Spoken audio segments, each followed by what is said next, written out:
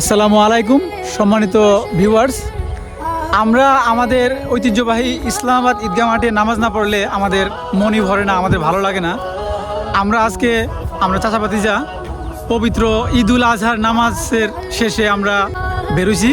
দেখুন আমাদের কতটুকু মাতৃত্বের টান, আমরা সবার শেষে বের হয়েছি।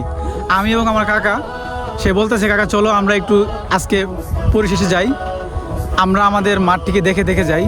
তো আমার থেকেও ভালো কিছু শুনেন আমার কাকা মুস্তাকিম হায়দার থেকে।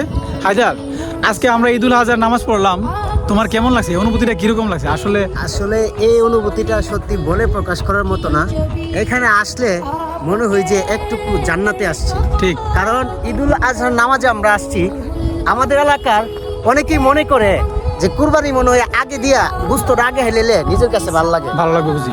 আসলে এরকম সুন্দর দৃশ্য এবং ইসলামিক একটা কালচার, আপনি যে বাড়িতে নামাজ পড়ছেন, আমাদের ইউনিয়নের যে ঈদগাহ কমিটি আছে এখান থেকে বলা হয়েছে কেউ যেন কারো এলাকায় নামাজ না পড়ে, কোনো মসজিদে যাতে নামাজ না পড়ে।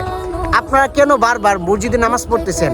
আপনারা হয়তোবা মনে করেন যে ঈদগায় নামাজ পড়লে গুরু আগে হাইতে পারতাম না, প্লাস এখানে যাই আইসা গুরু কাটাকাটি করতে পারতাম না। এই ধারণাটা ভুল। এই ধারণাটা কিন্তু ভুল। হুজুরও আজকে বলছে, হুজুর দোয়ার মধ্যেও বলছে। আমি একটা কথা বলি, হুজুর আজকে দোয়ার মধ্যেও বলছে যাতে আমরা নোয়াগাঁও ইউনিয়নবাসী যাতে কেউ পৃথক নামাজ না পড়ি, কেউ যাতে আলাদা নামাজ না পড়ি। তো আমরা সবাই সবসময় চেষ্টা করব, যেহেতু এটা আমাদের ঐতিহ্য এবং এটা হচ্ছে আমাদের বাপ দাদার স্মৃতি, আপনাদের পূর্বপুরুষের স্মৃতি। সো এই ঈদগাহে আসবেন, নামাজ পড়বেন। এখানে নামাজ পড়লে আপনার আত্মাটা প্রশান্তি পাবে। কাকা কি বলো? অবশ্যই এখন থেকে আমরা সবাই চেষ্টা করব আমরা আমাদের এই ইসলামাবাদ ঈদগাহ মাঠে নোয়াগাঁও গ্রামের ঐতিহ্যবাহী ঈদগাহ মাঠের মধ্যে সবাই একত্রে নামাজ পড়ার।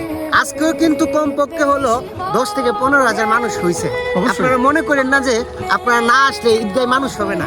ঈদগায় কিন্তু মানুষ ঠিকই হবে, এটা আল্লাহ পাকি ফায়সালা করে রাখবে। কিন্তু আপনারা যারা আসেন না, তারা মিস করছেন, আপনারা মিস করছেন এবং আপনাদের কপালে এবং লক্ষ লক্ষ মানুষের দোয়া জুটে নাই।